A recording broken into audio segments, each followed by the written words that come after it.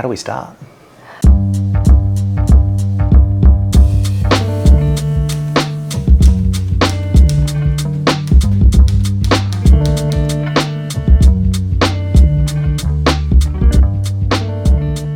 I don't know, I feel like we were talking so...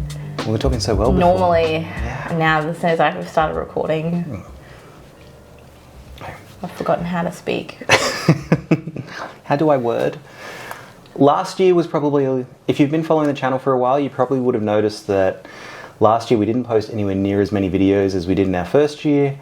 And to be honest, 2024 was a little bit rough. So we wanted to do a little bit of an update on the Whisky Scribe channel, let you know why we didn't really do as many videos, and also just sort of give a bit of insight into what's going to happen in the future. So 2024 was pretty rough for us. New parents, just figuring out how to raise a tiny human being, keep them alive, fed and watered and all that entails. Getting sick a lot. Our son started daycare in September, and it was an exciting time, but also meant that we were bringing home every single... Yeah, I didn't realise a monthly virus was part of the subscription package. Yeah, yep. So we were sick pretty much on and off every month. So one of us was sick, at least. And realistically, at the start of this year, we were probably doing pretty regular videos, doing them weekly, and then that sleep regression just killed it. Yeah, so when they're potatoes, it's actually really easy because all they do is sleep. They eat and sleep in a pretty, good cycle, and it's not too bad. If you can handle being woken up every couple of hours at night, it's not that bad. Not that bad. But then their brains actually start doing things and developing, because apparently that's what happens when you're a small potato growing into a bigger spud. Your potato brain starts braining, and then... Basically, a software update can really ruin your sleep patterns. I thought my analogy of the potato was better than now we're going to a computer update. Okay, spud, fine, yeah. Anyway. Okay. When the leaves start shooting. The sentience of my potato starts happening. Anyways, they go through development and they suddenly stop sleeping as well as they used to sleep. So we had probably a good 2-month period where he wouldn't sleep more than 30 minutes without needing to be resettled. Yeah, and we'd have to hold him for those 30 minutes sleep. So that was really tough. No one was sleeping in the house. It was we disappeared off the face of the map. Yeah, no one was sleeping and no one was filming YouTube videos. No, we didn't see our friends. We didn't see our family. It was a pretty challenging time, but once we got past that, Well, yeah, we got past that point, and then we did have a close family member whose health was failing, and so he was declining for a number of months, and then he did eventually, unfortunately, pass away. So I wasn't feeling super upbeat about being on camera in that time. And then right around that time as well, I really needed to change jobs, and I found a great job. It was a really good job. It worked well with us. I was able to work from home a little bit. It was close by. It was close to home. And then the company went into administration and everyone got made redundant just before Christmas.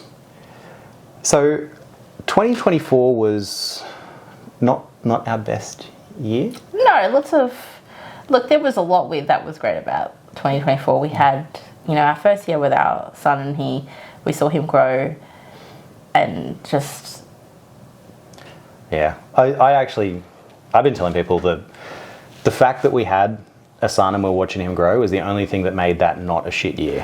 Yeah, pretty much. And we're very grateful. We're conscious that we're faring probably better than a lot of people at the moment, and we don't want to be sounding like we're just sitting here. We are sitting here and having a whinge. That's basically what we're doing. But it was challenging, and it made it really easy for us to kind of put this on the back burner a little bit because other stuff was sort of taking precedence. Yeah, I tried to anytime somebody sent a whiskey for us to try and sample and review, I did try to get to it as quickly as I could, but there were some delays that I really didn't like, and I'm not going to allow those sorts of delays to happen again.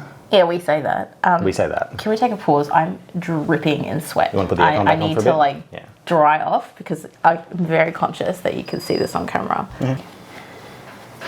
A wee break. We break because it's 34 degrees here right now, and we can't shoot with the aircon on because it's old and loud. So we're sweating under these lights.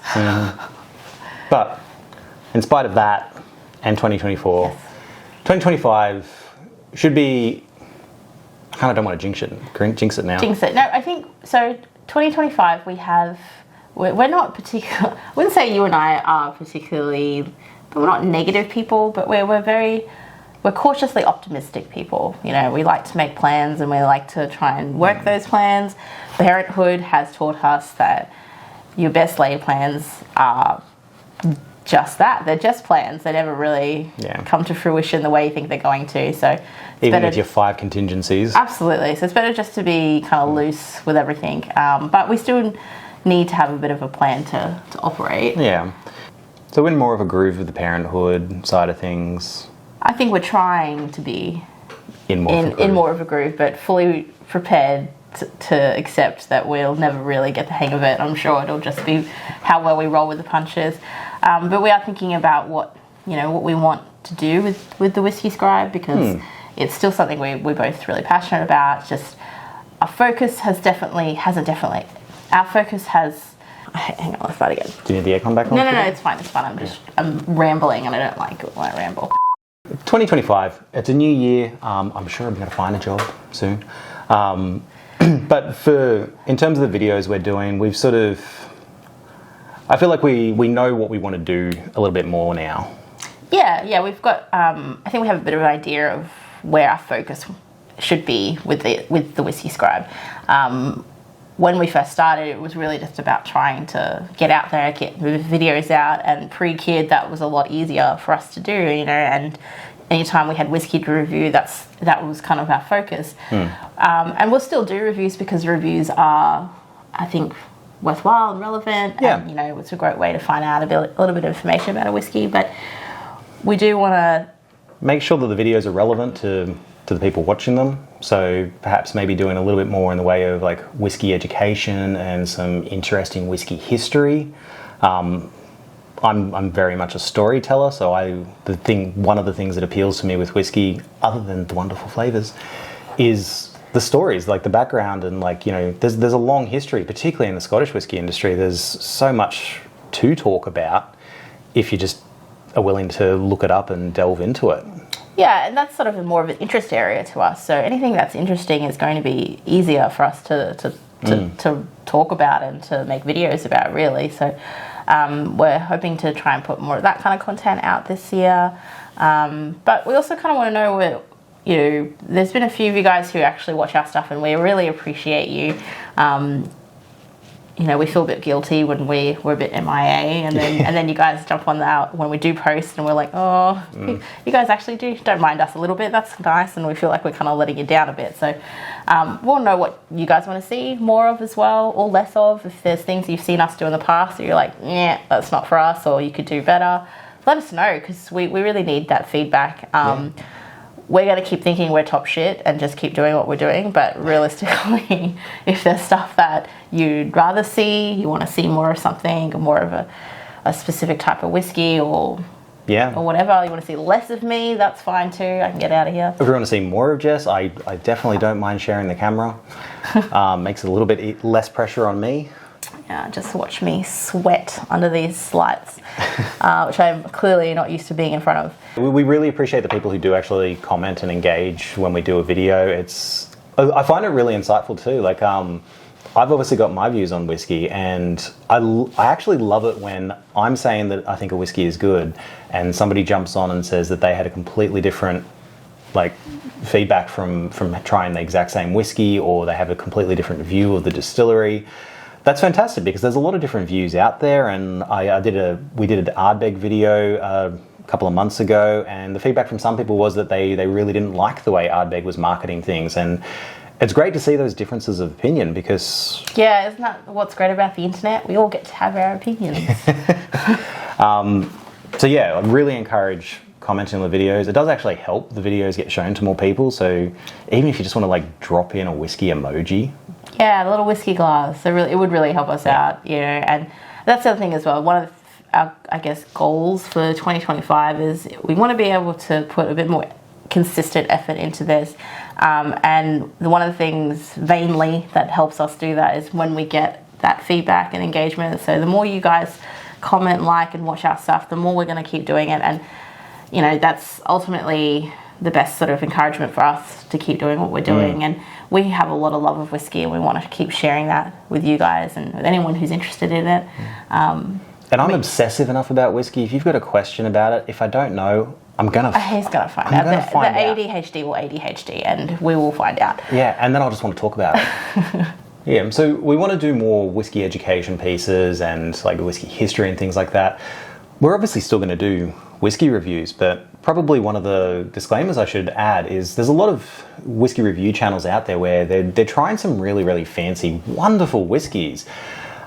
We don't have that kind of budget for whiskey. We're not people who are like buying expensive whiskies every single week and, you know, saving some. If we have a whiskey, it's to drink, and we're not spending big bucks on it.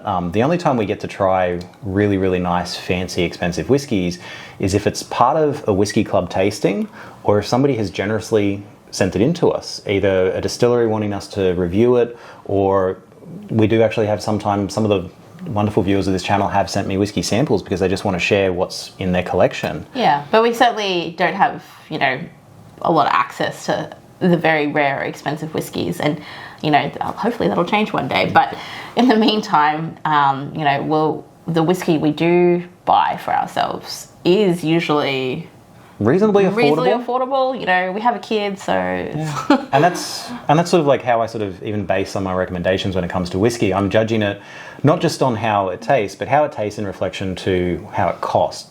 You know, like if a whiskey tastes absolutely amazing, but it's also a really high price point, that kind of drops down the value a little bit. Whereas if a whiskey is pretty darn good, but the price is really, really low, that sort of steps it up for me a little bit in the scoring. Yeah, it's interesting because, you know, we've talked about this before, candidly, usually behind the scenes, that price doesn't necessarily dictate whether or not a whiskey is good. And that's true about a lot of things, as we all know. So we're always going to celebrate the whiskies that are great tasting, have amazing stories, or both. And if they happen to be more affordable, that's even better. That probably adds, like you said, more value to that whiskey. It's not to say that those expensive rare whiskies don't have their place. It's just that because we can't afford them, we're gonna, you know, we're trying the other stuff as well. So, but also there's some whiskey brands that you might not actually see me ever do a review on, not because the whiskey is bad, but because the price point is like, it's like a scale above where the flavour of the whiskey is. Yes, so, and there is still a lot of other whiskey out there to try. So that's the main thing, is that if there's brands that you like, because you're loyal to those brands, that's great. But, you know, just be brave, try some other things. There's a lot of other things out there. Yeah, I suppose I'd call myself like a whiskey explorer. Because as much as I've got my favourite whiskies, I always want to try something new. Yeah. If I go to someone's house and, like, I always say that my all-time favourite whiskey is Talisker Portree. Yeah. Has a lot of sentimental connection for us as well. We've been there. But at the same time, if I go to someone's house and they've got Talisker Portree and they've got something else I haven't tried before and they offer me a glass of whiskey, I'm gonna want to try something new. Like, it might be my new favourite whiskey. I'm always willing to give that a go. Yeah. So we hope that we can be a bit of a source of information for you guys when it comes to those more affordable whiskies. It's something that we're always going to be happily drinking. So we'll share what we find with you guys, and, you know, hopefully you guys can find something that you like to and becomes your favourite, or even if you just, if there's any takeaway from this, is that you go out and you try something different, you know. That's the best thing. And if you've got access to like a whiskey club somewhere in your area where they meet and try different whiskies, that's your best opportunity to, for one thing, try something that you probably wouldn't normally buy that might actually end up being something you really like. But also, the amount of times I've managed to try whiskies that just aren't even available on the market, either because the whiskey club bought them long before I came along, or some whiskey rep has brought along like a sample from the barrel house. You can end up trying a lot of things that you just would not have had a chance to try. Yeah. If it weren't for being part of a whiskey club. Okay. So here's to 2025. Yes. We're almost all, like, by the time this goes up, it'll probably be February, but that's fine. We get there eventually. I'll keep using having a kid as an excuse for not being on time. We're hopeful, cautiously optimistic, Yeah. but hopeful. You know, life doesn't get in the way; it just happens. We hope we're going to see you guys more regularly, and that the stuff you see from us this year is interesting and fun.